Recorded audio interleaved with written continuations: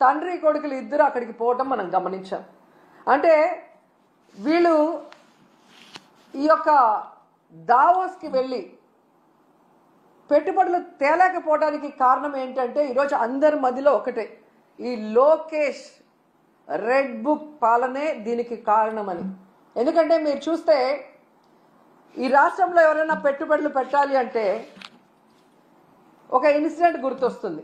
ముంబై నుంచి ఒక జూనియర్ ఆర్టిస్ట్ని తీసుకొచ్చి ఏ విధంగా ఆవిడతో తప్పుడు కేసులు పెట్టించి జిందాల్ లాంటి పారిశ్రామికవేత్తల్ని బెదిరించి బ్లాక్మెయిల్ చేశారు. మరి ఈ విధంగా పారిశ్రామికవేత్తల్ని బెదిరించి బ్లాక్మెయిల్ చేస్తే ఈ రాష్ట్రంలో ఎవరైనా పెట్టుబడులు పెట్టడానికి వస్తారా అని నేను అడుగుతున్నా. అలాగే ఐపీఎస్ అధికారులు సీనియర్ మోస్ట్ ఆంజనేయులు గారు, సంజయ్ గారు, ఠానా గారు, విశాల్ గున్ని లాంటి ఐపీఎస్ ఆఫీసర్ల మీద కూడా కక్ష సాధింపుగా కేసులు పెట్టి వేధిస్తే ఈ రాష్ట్రంలో ఎవరైనా పెట్టుబడులు పెట్టడానికి వస్తారా నేను అడుగుతున్నాను. అలాగే ఐఏఎస్ ఆఫీసర్లకు కూడా 7 నెలలుగా కొంతమందికి పోస్టింగ్లు ఇవ్వకుండా వాళ్ళని వేధిస్తూ వాళ్ళని జైల్లో పెడతామని బెదిరిస్తూ ఈరోజు చంద్రబాబు నాయుడు ప్రభుత్వం డెసిషన్స్ తీసుకుంటుంటే ఎవరైనా పెట్టుబడులు పెట్టడానికి వస్తారని నేను అడుగుతున్నా. ముఖ్యంగా ఈ రాష్ట్రంలో మీరు చూస్తే ఆడపిల్లలు, చిన్న పిల్లల మీద అత్యాచారాలు, అఘాయిత్యాలు, అలాగే హత్యలు జరుగుతుంటే అలాంటి రాష్ట్రంలో ఎవరైనా పెట్టుబడులు పెట్టడానికి వస్తారని నేను అడుగుతున్నా. అండ్ ముఖ్యంగా నారా లోకేష్ దావోస్కి వెళ్ళి సిగ్గు లేకుండా నా ప్రత్యర్థుల్ని అనగతొక్కడానికి నేను రెడ్ బుక్ని యూజ్ చేస్తున్నాను అని చెప్తే ఎవరైనా పెట్టుబడులు పెట్టడానికి వస్తారా అని నేను అడుగుతున్నాను. ఈరోజు మీరు చూస్తే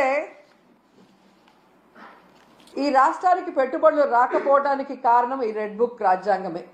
ఎందుకంటే ఎవరైనా పెట్టుబడులు పెట్టాలి అంటే ఆ రాష్ట్రంలో లా అండ్ ఆర్డర్ కరెక్ట్గా ఉండాలి, పారదర్శకమైన పరిపాలన ఉండాలి, అలాగే రోడ్డు, రైలు, ఏరోప్లేన్, అలాగే పోర్ట్స్, ఇవన్నీ కూడా అంటే ట్రాన్స్పోర్ట్ ఇది కరెక్ట్గా ఉంటేనే అక్కడ పెట్టడానికి అవకాశం ఉంటుంది. మీరు చూస్తే జగన్మోహన్ రెడ్డి గారు ముఖ్యమంత్రిగా ఉన్నప్పుడు ఇవన్నీ కూడా ఎంత చక్కగా చేశారో మీ అందరూ కూడా గమనించవచ్చు. లా అండ్ ఆర్డర్ ఏ విధంగా మెయింటైన్ చేశారు, అలాగే మీరు చూస్తే సచివాలయ వ్యవస్థతో ఎలా పారదర్శకంగా పరిపాలించారు, అలాగే ఏపీలో 3 పోర్ట్లు మచిలీపట్నం, మూలపేట, రామాయపట్నం ఏ విధంగా వర్క్స్ స్టార్ట్ చేశారు, భోగాపురం ఎయిర్పోర్ట్ ఎలా ఆల్మోస్ట్ 35% వర్క్ చేసేయటం జరిగింది, అలాగే 10 ఫిషింగ్ హార్బర్లు అన్నిటినీ కూడా తీసుకొచ్చి మీ చేతిలో పెడితే ఈరోజు మీరు ఏం చేశారు?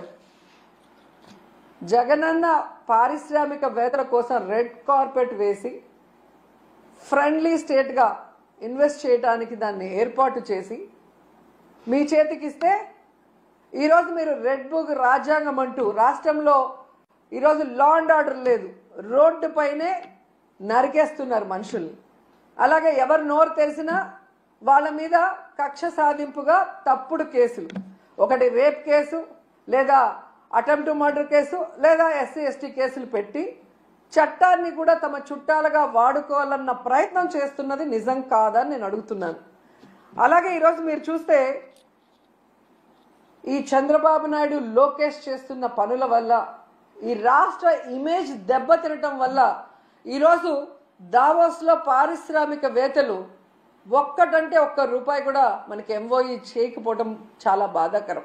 ఎందుకంటే ఈరోజు వీళ్ళు దాదాపుగా ఈ స్పెషల్ ఫ్లైట్లు, కోట్లు, బూట్లు, సూట్లు కని వీళ్ళ ఖర్చులకే 20 కోట్ల పైగా అయింది. కనీసం ఆ దారి ఖర్చులకి అయిన డబ్బైనా ఎంఓఈలు చేసుకొచ్చారంటే సిగ్గుచేటు. మాటలేమో ఇంత చెప్తారు కానీ పని చూస్తే జీరో. సో అందుకే అంటారు గొప్పలు చెప్పుకోవద్దయా తిప్పలు తప్పవని. కానీ చంద్రబాబు నాయుడు వినడు. ఈరోజు కేవలం తన కొడుకుని ప్రమోట్ చేసుకోవడానికే దావోస్కి వెళ్ళాడు. ఈ రాష్ట్రానికో, రాష్ట్ర ప్రజలకో, ముఖ్యంగా రాష్ట్ర యువతకో ఉపయోగపడే విధంగా ఏది చేయాలన్న ఆలోచన లేదు అనేది ఈ పర్యటనతో అందరికీ అర్థమైపోయింది. ఎందుకంటే అంత పెద్ద వేదిక మీద సీఎం చంద్రబాబు నాయుడు గారు మా రాష్ట్ర ఆర్థిక వ్యవస్థ చితికిపోయింది, చాలా పేద రాష్ట్రంగా మేము మిగిలిపోయాం అని అంత పెద్ద వేదిక మీద చెప్తే ఏ పారిశ్రామికవేత్త వచ్చి ఇన్వెస్ట్ చేస్తాడు? అసలు ఎందుకు అలాంటి మాటలు మాట్లాడాల్సి వస్తుందో నాకు అర్థం కావట్లేదు. ఎలక్షన్స్ ముందు కూడా దాదాపుగా 14 లక్షల కోట్ల అప్పు ఉందని చెప్పి అబద్ధాలు చెప్పటం, ప్రజల్ని కన్ఫ్యూజ్ చేయటం.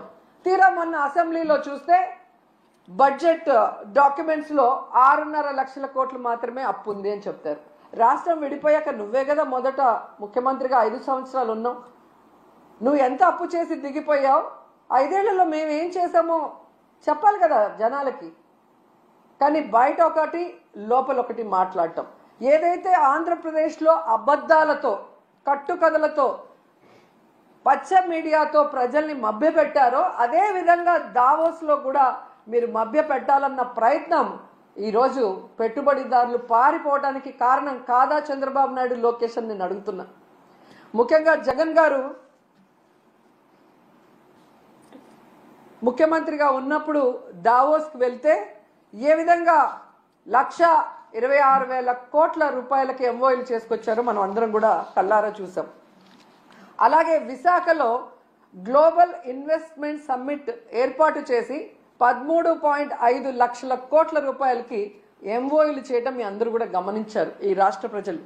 ఎందుకు ఇది చెప్తున్నానంటే ఈ నెలలో సాక్షాత్తు ప్రధానమంత్రి గారు శంకుస్థాపన చేసిన 1,85,000 కోట్ల గ్రీన్ ఎనర్జీ ప్రాజెక్ట్ని ఆ రోజు విశాఖ గ్లోబల్ సమ్మిట్లో జగనన్న తీసుకువచ్చిన విషయం ఈ రాష్ట్ర ప్రజలకు ఇంకా గుర్తుందని నేను అనుకుంటున్నా.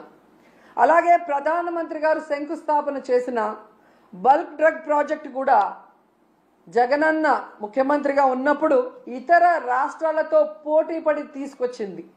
దానికి భూమిని కూడా జగనన్నే తన హయాంలో కేటాయించింది నిజం కాదా అని అడుగుతున్నా. సో జగనన్న తీసుకొచ్చినవి మీ గొప్పతనంగా ప్రధానమంత్రి గారిని పిలిపించి మొన్న హడావిడి చేశారు తప్ప మీ పరిపాలన చూసి మిమ్మల్ని చూసి ఒక్క ప్రాజెక్ట్ అయినా, ఒక్క పారిశ్రామికవేత్త, ఒక్క పెట్టుబడి అయినా పెట్టాడని నేను అడుగుతున్నాను. జగనన్న విశాఖలో గ్లోబల్ ఇన్వెస్ట్మెంట్ సమ్మిట్ పెడితే అదాని వచ్చారు, అంబానీ వచ్చారు, జిందాల్ గారు వచ్చారు. అది జగనన్న క్రెడిబిలిటీ, ఆయన సుపరిపాలన, ఆయన పారదర్శకమైన పరిపాలన, ఆయన ఫ్రెండ్లీ నేచర్ పారిశ్రామికవేత్తలతో, అలాగే ఈజ్ ఆఫ్ డూయింగ్తో ఏ విధంగా పారిశ్రామికవేత్తలకి అందుబాటులోకి అన్ని తీసుకొచ్చారో అందుకే వాళ్ళందరూ రావటం జరిగింది. కానీ మీరు మీ హయాంలో ఒక్కరంటే ఒక్కరు రావటానికి భయపడుతున్నారు అంటే దానికి కారణం మీ అరాచక రెడ్ బుక్ పాలన కాదా అని నేను అడుగుతున్నాను. ఈరోజు ఇన్ని మాట్లాడి వెళ్ళిన మీకు ఉత్త చేతులతో తిరిగి రావడానికి సిగ్గు లేదా అని అడుగుతున్నాను. ఏ మొహం పెట్టుకొని ప్రజలకు ఏం చెప్పాలనుకుంటున్నారు? మీకేం కొత్త కాదులేండి. పక్క రాష్ట్రాల వాళ్ళు పెట్టుబడులతో వస్తే మీరు కట్టుకథలతో వస్తారు. ఎవరి మీద తోసేద్దామా, ఏం చెప్పి తప్పించుకుందామా అన్న కార్యక్రమం మీకు తెలిసినంత బాగా ఎవరికి తెలియదు. దీనికోసం కాదు మీకు ఓట్లేసింది, మీకు అధికారం ఇచ్చింది, మీకు పదవులు ఇచ్చింది. ఇప్పటికైనా ఈ రెడ్ బుక్ అరాచక పాలనని మానేసి ప్రజలకి మీరు ఏదైతే ప్రామిస్ చేశారో ఆ ప్రామిస్ని ఫుల్ఫిల్ చేస్తూ ఈ రాష్ట్ర పరువుని కాపాడమని చంద్రబాబు నాయుడుకి, లోకేష్కి, పవన్ కళ్యాణ్కి తెలియజేసుకుంటున్నాం. ఎందుకంటే పవన్ కళ్యాణ్ గారు ఏదో మత్తులో మాయలో ఉన్నారు, చంద్రబాబు నాయుడు మత్తు మాయలో. కనీసం దావోస్కి మిమ్మల్ని తీసుకెళ్ళలేదు అంటే మీరు వెళ్తే పెట్టుబడులు రావని మిమ్మల్ని తీసుకెళ్లేదా పవన్ కళ్యాణ్ గారు? లేదా గతంలో మీరు ఒక ఇంటర్వ్యూలో దావోస్కి వెళ్ళటం వేస్ట్, దానివల్ల రూపాయి ఉపయోగం లేదని మీరు ఇచ్చిన ఇంటర్వ్యూ వల్ల తీసుకెళ్ళలేదా? లేదా పవన్ కళ్యాణ్ వస్తే లోకేష్కి ఇంపార్టెన్స్ తగ్గిపోతుందని తీసుకెళ్ళలేదా? ఇది మాకు చెప్పకపోయినా పర్లేదు, కనీసం పవన్ కళ్యాణ్కి జనసేన కూలీలకి చెప్పాల్సిన అవసరం ఉందని కూడా ఈ సందర్భంగా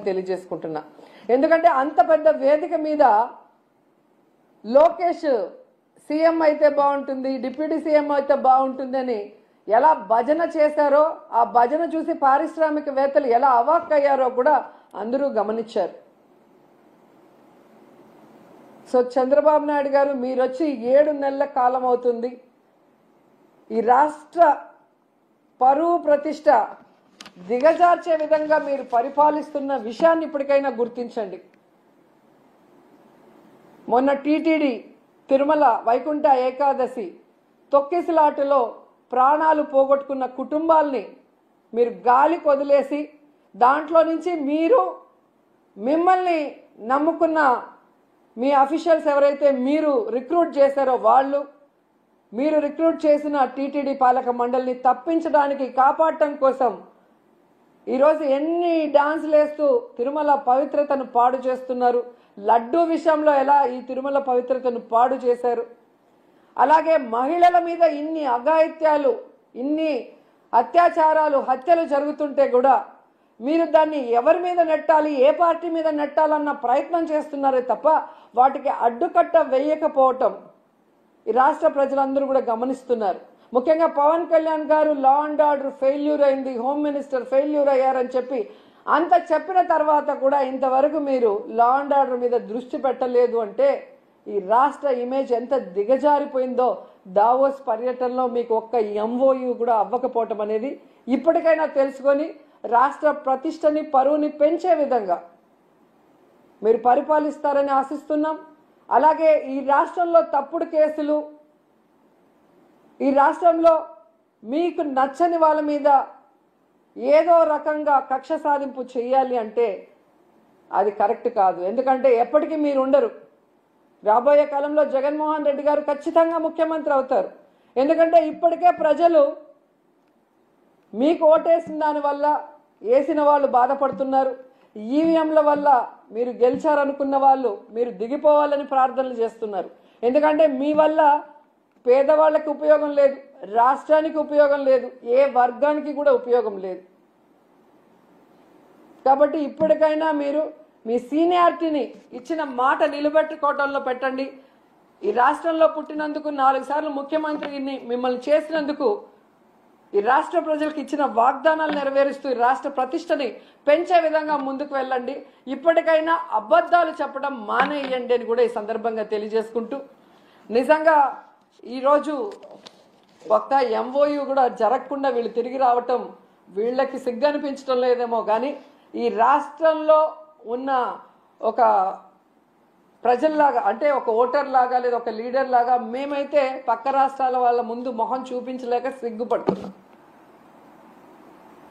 గతంలో ఎలాగైతే బాబు వస్తే జాబ్ వస్తుందన్నాడు, కేవలం వాళ్ళ బాబు లోకేష్ బాబుకే ఎమ్మెల్సీ ఇచ్చి మంత్రిని చేసుకున్నాడు.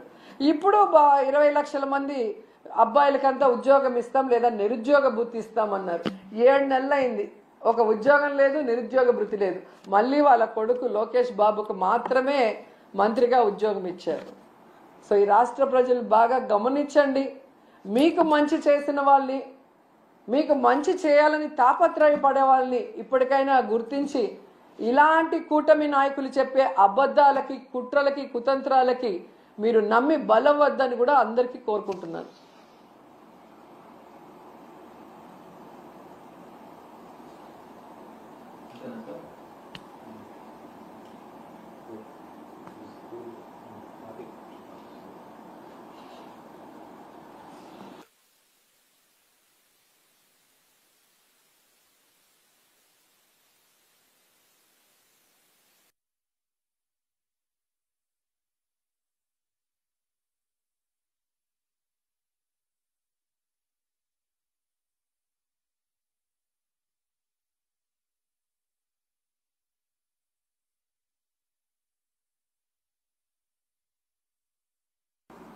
ఏరోప్లేన్, అలాగే పోర్ట్స్, ఇవన్నీ కూడా అంటే ట్రాన్స్పోర్ట్ ఇది కరెక్ట్గా ఉంటేనే అక్కడ పెట్టడానికి అవకాశం ఉంటుంది. మీరు చూస్తే జగన్మోహన్ రెడ్డి గారు ముఖ్యమంత్రిగా ఉన్నప్పుడు ఇవన్నీ కూడా ఎంత చక్కగా చేశారో మీ అందరూ కూడా గమనించవచ్చు.